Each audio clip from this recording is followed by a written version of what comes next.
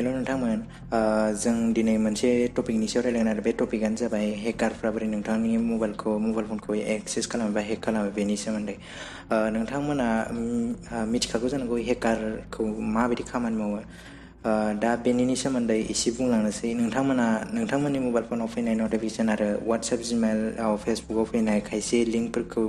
मिन्थिया हसिया क्लिक खालामो आरो खायसे एप्लिकेसनफोरखौ एबा एप्सखौ इनस्टल खालामनानै लायो नाथाय नोंथाङा सानना हसियानो बेफोरबायदि चेक खालामाबासिनो माने लिंकफोरखौ क्लिक खालामो आरो एप्लिकेसनफोरखौ एलाउ खालामना होयो बेफोरो नोंथांनि थाखाय जोबोद गिनो गोनां जेरै नोंथांमोना जिथु बेफोरबायदि एलाउ होलाबायोब्ला खायसे इलिगेल वेबसाइट एबा हेकारनि माने खायसे एप्लिकेसनफोरखौ एबा एप्सखौ एलाउ होयोबा दा नोंथाङा फट' भिडिअ आरो पार्सनेल खायसे डकुमेन्टस जेरै बेंकनि डिटेल्स बेंक एकाउन्टनि बेफोरखौ बिथांमोना खावनानै लानो चान्स मोनो आरो नोंथांमोना जोबोद मोनसे गेदेर गोरोन्थि मावो बेनो जाबाय नोंथांमोना एप्लिकेसनफोरखौ एबा एप्सखौ इनस्टल खालामनायाव केमेरा कन्टेक्ट स्टरेज आरो बेफोरबायदि लकेसन मेसेज बेफोरखौ एलाउ होनानै होयो आरो माने दानि जेसेबां गोदान स्मार्टफन ओंखारदों बेयाव एन्टि प्रटेक्सन होखाजोबदों गासिबो बेफोरबायदिनि थाखायनो माने गोबां गाज्रि माबा खामानि मावनायनि थाखायनो बेफोरनि थाखाय बासायना लाखिनो मानो होनबा नोंनि मबाइला मालाबाबो डिभाइस जा नों इनस्टल खालामनायनि उनाव खालामनाय लोगो लोगोनो माने एलाउ होखाया हारसिंनो नोंसो बेखौ पारमिसन होनांगौ अब्लासो बेखौ बिसोरो एप्लिकेसना पारमिसन मोनो आरो माने नों पारमिसन होब्लासो जिथिया नोंथांनि केमेरा आरो बेफोरबायदि कन्टेक्ट मेसेज बेफोरखौ नोंथाङा एलाउ होयो अब्लाथाय नोंथांनि केमेराफोरखौबो नोंथांनिखौ एक्सेस खालामनानै नोंथांनि खायसे माने क्लिक खालामथावै केपचार खालामथावैफोर समफ्रावबो नोंथांनि माबाखौ क्लिक खालामनानै लानो हागौ भिडिअफोरखौ रेकर्ड खालामनो हागौ नोंथाङा जेबो थर मोननाय नङा आरो नोंथांनि मेसेजफोरखौ बिथांमोना नायनो हायो हेकारफ्रा मेसेज चेक खालामनो हायो नोंनि कन्टेक्ट खावनो हायो नोंनाव जेसेबां नाम्बार दं बेफोरखौबो खावनो हायो आरो गोबां माने बेफोरबायदि बायदि माने डकुमेन्टस नोंनियाव पार्सनेल खायसे बुस्थुफोर थानायफोरखौ बिसोरो खावनो हायो आरो माने बेफोरबायदि चान्स मोनो दा नोंथांमोना गावसोरनो माने थियारि जाखानांगौ आरो गोबां ओरैबायदि फैयो आरो माने नोंथांनो ओरैबायदि बे क्लिकआव थाङोबाथाय फैसा मोनगोन ओरैबायदि मेसेज फैलाबायो बेफोरबायदिफोराबो मोनसे जेयाव जोबनायनि मोनसे आयदा आरो माने बेयो हेकारनि बेफोरबो बांसिनानो हेकारनि खामानि जायो मानोना नोंथाङा बेयाव क्लिक खालामनाय लोगो लोगोनो नोंथांनि मबाइलाव बैफोर गाज्रि बुस्थुखौ सोनानै होयो हेकारफ्रा दा नोंथांमोना साननो हागौ एलाउ पारमिसन होनाय लोगो लोगोनो बोरै हेकारा नोंथांनि डाटाखौ खावनो हायोबा नोंनि मबाइलाव जेसेबां बुस्थुफोर दं बेफोरखौ नायनो हायो एबा खावनो हायो होननानै साननो हागौ दा बेनि फिननाया बेनोदि माने हेकारफ्रा गोबां कडिं नोंनि डिभाइसआव सोना दोनो आरो माने मबाइलाव बैफोर कडिंफोरा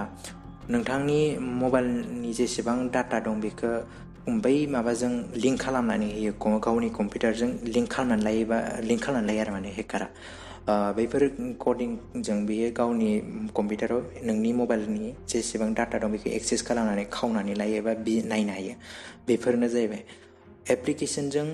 गाज्रि कडिं सोना होफायो मोनसे एप्लिकेसन खालामबा कडिंनि गोनांथि एबा कडिं नांगौ बै कडिंनि गेजेराव बेफोर गाज्रि कडिंखौ सोनानै होफायो नोंथांमोना बेखायनो इसेबां साबधान जाखानांगौ एसे साबधान जानांगौ जाहाथे बेफोराव खैफोदाव गोलैनाया आजिखालि गोबां बे गोदान टेक्न'लजिनि मुगायाव गोबां डिजिटेल मुगायाव गोबां थगायनायनि खामानि सोलियो आरो हेकारफोराबो गोबां रोखोमनि थायो गासिबो हेकारानो गाज्रि नङा मोजांबो थायो बयाबो थायो दा बेनि सोमोन्दै आं नोंसोरनो उनाव मोनसे भिडिअ लाबोबावगोन बेयाव मोजाङै डिटेल्स खोन्थागोन हेकारा मोनबेसे मा रोखोमनि दङ बेफोरखौ बेनिफ्राय नोंथांमोना बेनोदि मोजाङै साबधान थानांगौ एबा बिदिनो आरो माने जातारि एप्लिकेसनफोरखौ पारमिसन होनाङा एलाउ होनाङा आरो बिसोरनि गोबां नोंथांमोना आरो साननो हागौ जे प्ले स्ट'राव इलिगेल एप्लिकेसन मोना होननानै नाथाय प्ले स्ट'राव गोबां इलिगेल एप्लिकेसनबो दङ लिगेल एप्लिकेसन दं इलिगेलबो दं बेनि थाखायनो नोंथांमोना मोजाङै बिजिरग्रोनांगौ बेनि डिटेल्सखौ डाउनलड खालामनायनि सिगांनो आरो खायसे वेबसाइटफोरखौ जाथारै क्लिक खालामनो नाङा लिंक हरोब्लाबो सोरबाफोर वाट्सएपफ्राव आरो गोबाङानो आजिखालि जिमेलावनो बांसिन फैयो होनांगोन मानो होनबा बेफोरबायदि गाज्रि माबाफोरा बायदि थगायनाय फैसा ओरैबायदि मोनगोन आरिगोन होननायफ्रा बेफोरबायदिफ्रा जिमेलाव बांसिन फैयो बेफोरखौ नोंथांमोना फोथायनानै क्लिक खालामनो नाङा बैफोर कडिंफ्रा जिथु नोंनियाव भाइरासफ्रा हाबना थायोब्ला जोबोद गिनांगौ दं आरो माने नोंनि बे मबाइलाव जेसेबां माबा दं नों गम मोननायानो नङा जेसेबां डकुमेन्टस दं बेफोरखौ बिसोरो बोरै मोन्दों आरो नोंनि मबाइलाव खायसे माने बेलेगनि सिगाङाव हगारजाथावै खायसे थायो आरो फट'फोर भिडिअफोर थायो बेफोरखौबो नोंथांमोना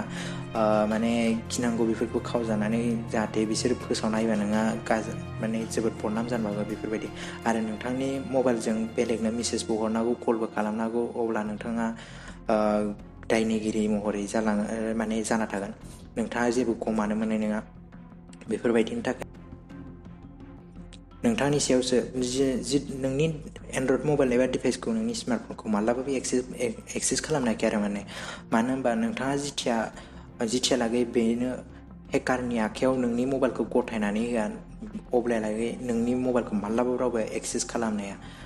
गाव हारसिङै डाइरेक्टयै हाखाया मालाबाबो बेनि थाखायनो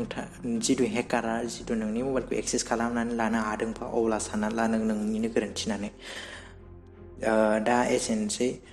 नोंथांमोना बिदि जाथारै लिंकफोराव बिदि हाबलाबायनाङा क्लिक खालामनाङा जोबोद गिनांगौ दङ दा